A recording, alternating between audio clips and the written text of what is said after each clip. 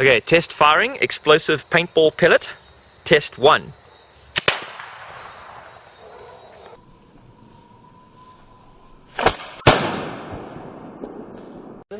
Okay, so I had to stop the tape and then restart because I was worried that neighbors would hear and worry and complain, and we're now being surrounded by a cloud, but I was also scared, so I ran away.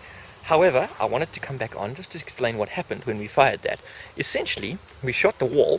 There was no foreseeable damage. As you can see, I think here is the mark where it actually impacted.